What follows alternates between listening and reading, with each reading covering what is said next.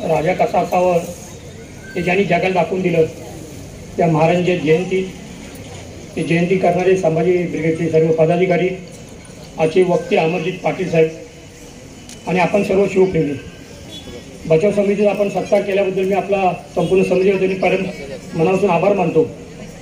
माझी प्रास्ताविक करताना सांगितलं की शिवजयंती तारखेवर करावी आणि त्याच मताचा मी आहे. कारण तिथीवर करायला हा राजा देव नव्हता, पण देवाच्या ठिकाणी बसलेला राजा होता.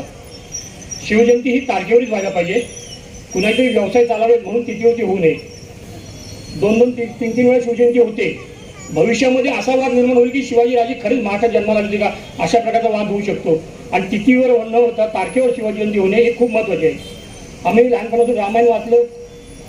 रामायणमध्ये मला टीका नाही करायची, पण रामायणमध्ये काय आम्हाला मिळालं? एक सीतेला घेऊन गेलं, रावण घेऊन गेला, राम गेला, युद्ध केलं, वाली सुग्रीव लढले, त्यातून आम्हाला बोध काय मिळालं नाही. महाभारत आम्ही वाचलं. महाभारतात तर छोट्याशा जमिनीच्या जागेवरनं सुद्धा फार मोठी युद्ध झाली. ही दोन्ही बाजूला ठेवायचं. तर वाचायचं फक्त शिवचरित्र वाचायचं. ज्या राजाने तेली तांबोळी 18 पगडच्या दाखीला घेऊन शिवचरित्र दाखवलं, हा असा एकमेव राजा आहे. शिवाजी राजा म्हणजे युद्ध नव्हे, तर नवीन समाज निर्मितीचा आग्रह धरणं म्हणजे शिवाजी. ती समाज व्यवस्था राखणं म्हणजे साध्य आहे. आणि त्या समाज व्यवस्थेसाठी ती संरक्षित ठेवण्याची युद्ध करणं म्हणजे युद्ध आहे. हा राजा आमचा जनतेमध्ये लोकप्रिय का झाला? या राजानं प्रत्येक गोष्टीमध्ये आपली पावलं पुढे का उचलली? 3 शब्द आहेत: शिवाजी. शी म्हणजे शिस्त होती, वा म्हणजे वात्सल्य होतं, आणि जी म्हणजे जिद्द होती, मी स्वराज्य निर्माण करून दाखवेन. आणि शिवाजीच्या उलटं केलं तर जीवाशी खेळा तो माझा राजा शिवाजी होता. सतीशराव नगरपालिकेने वचलेली डांबर रस्त्यावरती निघून जाते पुढल्याशी, भ्रष्टाचार खडी बाहेर येते. बांधलेले पूल पावसाळ्याहून घाबरतात तरी कोसळतात. पण माझ्या राजाने बांधलेले 350 वर्ष किल्ले आजही ताटपणे उभे.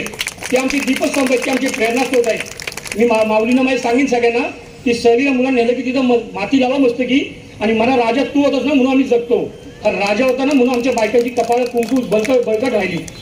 त्या राजाला तुम्ही मुद्दाम जावा, देशामध्ये जावा, सगळे महाल बांधलेत बायकांसाठी. पण माझ्या राजाने किल्ले बांधलेले, चढताना आम्हाला किती पाण्याच्या बाटल्या सापले त्यांना आम्हाला कळतं की धाप किती लागते ती. त्या राजाने माझे किल्ले आहेत सगळं. वेळ जास्त तुमचं घेत नाही, कारण वक्त्यांना बोलायचं आहे. ज्या भानगडी पाटला नाव घेतलं त्यांच्यावरून मी काम करतो. आमच्या अरुण घोडके सावडे झाले व्याख्यान द्यायला. त्या संस्थेत मी इंद्रित देशमुख साहेबांच्यावरून मी सोबत गेली 15 वर्ष काम करतोय. मी जो महाराष्ट्रामध्ये सगळे व्याख्यान देतो. एकच छोटी गोष्ट सांगतो, जी ऐकलीच आपण मुद्दाम सांगतो परत. दिलेर खान 50ची फौज घेऊन नाशिकला निघाला होता.